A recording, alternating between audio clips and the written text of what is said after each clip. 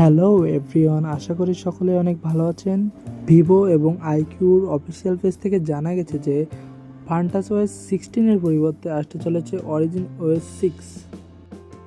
যাদের কাছে Vivo X200 অথবা আইকিউ 13 আছে তারা চাইলে বেটা প্রোগ্রামে যুক্ত হতে পারো। 29 সেপ্টেম্বর থেকে বেটা প্রোগ্রাম রেজিস্ট্রেশন শুরু হয়ে গেছে।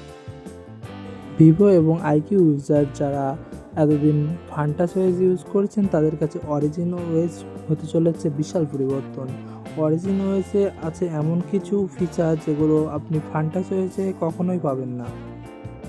চায়নাতে অরিজিন ওএস এতদিন ধরে চললেও বাংলাদেশ বা ইন্ডিয়া বা গ্লোবালি যে দেশগুলো আছে সেই দেশগুলোতে ব্যবহার করা হতো ফান্টাস ওএস, যেটা অতটা সুন্দর না অরিজিন ওএসের মতো।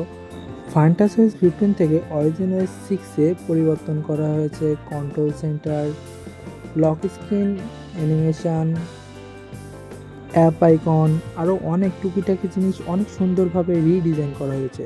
ভিভো এবং আইকিউ ডিভাইস যেগুলো অ্যান্ড্রয়েড 16 সাপোর্ট পাবে সেগুলোতে সবগুলোরই অরিজিন ওএস 6 দেওয়া হবে। চার্জিং আইকন, গুগল জেমিনি সব কিছু পরিবর্তন। তো ভালো থাকবেন সবাই, দেখা হচ্ছে পরের ভিডিওতে। ধন্যবাদ।